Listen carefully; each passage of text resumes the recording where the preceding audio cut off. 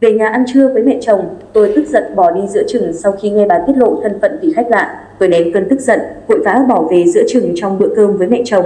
Tôi kết hôn cách đây 7 năm, bây giờ hai vợ chồng tôi đầy đủ mọi thứ, nhà cửa có cả. Tôi vui mừng nhất là vợ chồng có chung với nhau hai đứa con, cả hai đều mang những nét đẹp của bố mẹ. Chồng tôi rất trách nhiệm với vợ con, tôi yên tâm và tin tưởng vào chồng bởi những gì đã làm khiến tôi rất hài lòng với lựa chọn của mình. Khi mới kết hôn xong, tôi có quãng thời gian hơn 1 năm ở nhà chồng.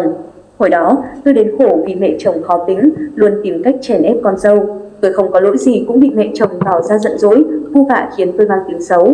Cũng may là chồng tôi thương vợ, dũng cảm dọn ra ngoài ở riêng mới có ngày hôm nay. Ban đầu tôi cũng ở nhà thuê thôi, sau đó từ tiền tích lũy, cộng thêm vay mượn và hỗ trợ từ hai bên gia đình, nhất là bên phía nhà tôi, nên chúng tôi đã có được nhà riêng. Đúng là ở riêng, dẫu có nợ nần vẫn sướng hơn gấp nhiều lần so với hồi ở nhà chồng. Mẹ chồng thỉnh thoảng cũng có ghé qua chơi, cũng trách móc tôi lười nhác, không biết cách chăm sóc chồng con. Nhưng tôi không bận tâm, tôi đã quá quen thuộc với những câu nói không mấy tốt đẹp đó rồi. Mẹ chồng tôi còn thỉnh thoảng gọi con trai tới gặp riêng, kích động chồng tôi phải biết cách dạy vợ, không được chiều vợ quá đà. Mẹ chồng còn xúi con trai làm ra nhiều tiền thì mang về cho bà giữ hộ, kẻo vợ có tiền lại học thói ăn chơi, mang về nhà ngoại. Chồng tôi thỉnh thoảng cũng mang cho bà ít tiền để đỡ phải nghe cầu nhàu, luôn nói là làm ăn khó khăn để mẹ khỏi can thiệp vào chuyện tiền nong. Mẹ chồng o ép thế nào tôi cũng chịu được, nhưng bà tìm cách chia rẽ vợ chồng của con khiến tôi ấm ức mà bất lực không biết phải làm sao. Mẹ chồng còn làm tôi bẽ mặt, ghen tuông đau khổ khi cố tình sắp xếp cho tôi gặp một người. Hôm đó, tôi đang làm ở công ty thì mẹ chồng gọi điện nói là chưa về nhà ăn cơm với mẹ, có món ngon đãi con dâu. Tôi ngoan ngoãn vâng lời, về nhà giữa trưa, tới nhà mẹ chồng, bà chưa làm gì cả nên tôi phải vào bếp. Mẹ chồng tôi thì ngồi tiếp khách, là một người phụ nữ cũng tầm tuổi tôi, hoặc kém tôi 1 đến 2 tuổi. Chồng cô ta ăn mặc sành điệu, xinh đẹp và ăn nói nhẹ nhàng, khéo léo. Vào bữa ăn, mẹ chồng tôi và cô ta ra sức khen ngợi nhau, gắp thức ăn cho nhau.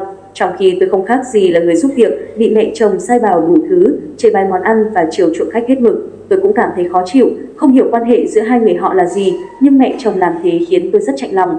Gần cuối bữa ăn, mẹ chồng tôi vẻ mặt đầy tiếc nuối nói với người khách, giờ vẫn còn tiếc, giá như hồi đó hai đứa quyết tâm hơn, giờ đã là mẹ con với nhau rồi. Đúng là nhà này không có phúc để có được con dâu mẹ rất yêu quý. Nghe xong mà tôi choáng váng, thì ra đó là người yêu cũ của chồng tôi. Mẹ chồng tôi ghét con dâu ngay từ đầu cũng là bởi đã chọn người khác nhưng không thành. Tự dưng tôi thấy mình bị xúc phạm, coi thường khi xuất hiện giữa bữa ăn để làm trò cười cho mẹ chồng và con dâu hụt.